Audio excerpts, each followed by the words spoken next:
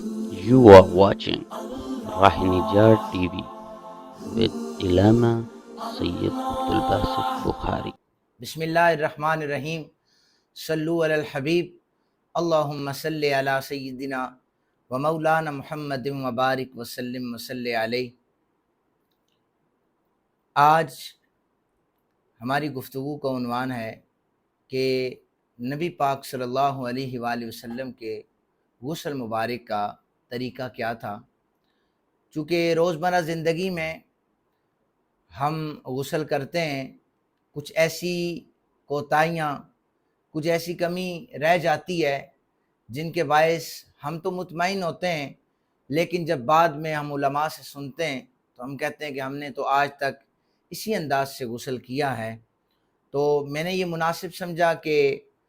غسل کے حوالے سے جو احادیث میں آقا کریم صلی اللہ علیہ وآلہ وسلم کہ غسل کا جو طریقہ بیان ہوا ہے وہ واضح طور پر آپ حضرات کے سامنے رکھا جائے، تو امید کرتا ہوں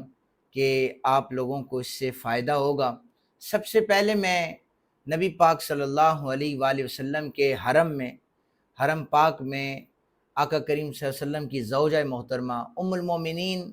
حضرت عائشہ صدیقہ رضی اللہ تعالی عنہا، آپ اس حدیث پاک کو روایت کرتی ہیں کہ نبی اکرم صلی اللہ علیہ وآلہ وسلم 4 مواقعوں پر غسل فرمایا کرتے تھے۔ سب سے پہلے آقا کریم صلی اللہ علیہ وسلم جنابت کے بعد غسل کیا کرتے تھے، اس کے بعد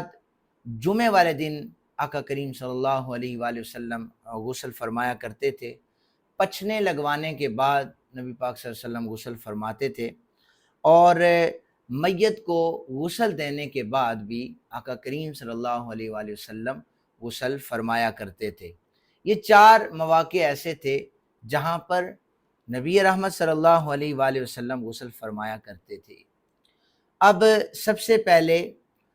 طریقہ کار جو ہے وہ غسل کا وہ بالکل ایز اٹ از ایک جیسا ہی ہے۔ حدیث پاک کو روایت کر رہی ہیں ام المومنین سیدہ عائشہ صدیقہ رضی اللہ تعالی عنہا۔ آپ فرماتی ہیں کہ نبی پاک صلی اللہ علیہ وآلہ وسلم جب بھی غسل جنابت فرمایا کرتے تھے تو پہلے آپ اپنے دونوں ہاتھوں پر پانی بہا کر انہیں دھو لیا کرتے تھے، اور اس کے بعد آقا کریم صلی اللہ علیہ وسلم دائیں ہاتھ پر پانی ڈال کر طہارت فرمایا کرتے تھے۔ پھر اس کے بعد جو ایک وضو کا عام روٹین میں جو طریقہ کار ہے کہ آپ کلی کرتے ہیں 3 دفعہ، ناک میں پانی ڈالتے ہیں، چہرہ دھوتے ہیں، پھر اسی طرح بازو دھوتے ہیں، چوتھائی سر کا مسح کرتے ہیں، اور اسی انداز سے نبی پاک صلی اللہ علیہ وآلہ وسلم پورا وضو فرما لینے کے بعد آپ پھر اس کے بعد اپنے ہاتھ آپ کے گیلے ہوتے تو آپ اپنے بالوں میں اس کا مساج کرتے، پھر پورے جسم پر آپ پانی بہایا کرتے تھے تاکہ جسم کا کوئی حصہ بھی خشک نہ رہے۔ اب دوسری حدیث پاک میں آپ حضرات کے سامنے پیش کر رہا ہوں، یہ متفقن علیہ حدیث پاک ہے اور حدیث نمبر ہے 721۔ اس میں فرمایا ہے، اس کے بھی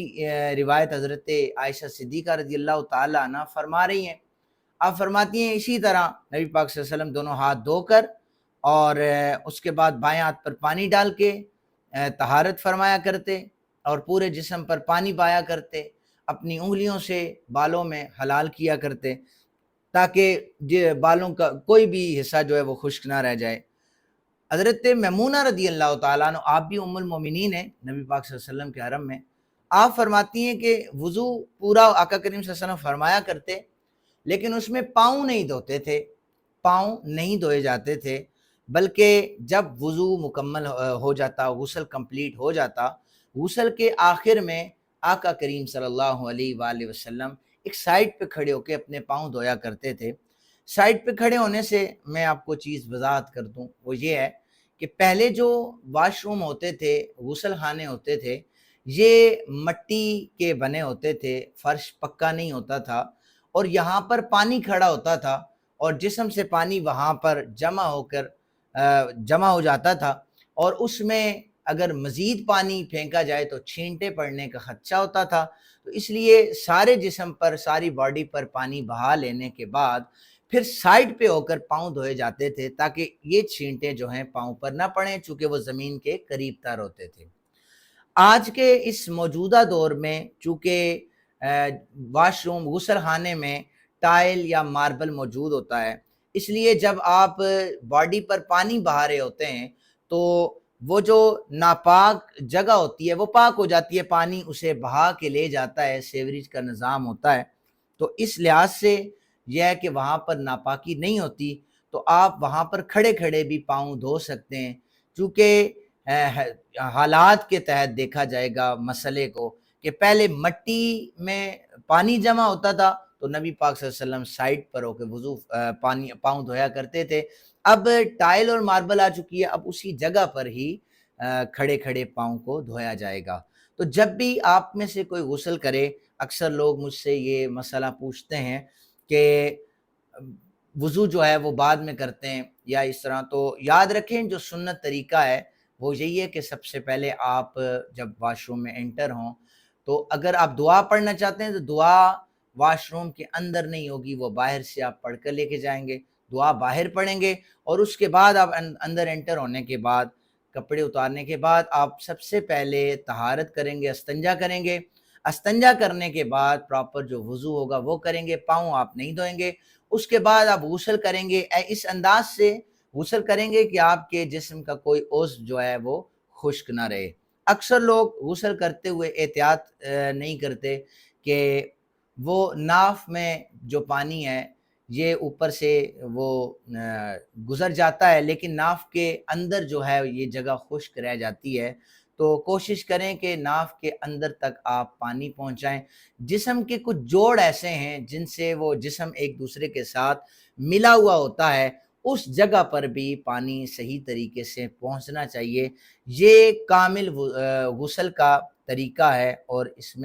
اس کے بعد جب آپ نماز پڑھنا چاہیں تو آپ کو نماز کے لیے وضو کی کوئی ضرورت نہیں ہے۔ یہ پراپر وہ طریقہ میں نے آپ حضرات کے سامنے ذکر کیا ہے جو ہمارے آقا کریم صلی اللہ علیہ وآلہ وسلم کے غسل کا طریقہ تھا۔ میں امید کرتا ہوں کہ اللہ تعالی ہم سب کو یہ جو مسئلہ میں نے بیان کیا ہے سمجھنے کی توفیق عطا فرمائے، اور ہم سب کو اس پر عمل کرنے کی توفیق عطا فرمائے۔ وما علینا الا البلاغ۔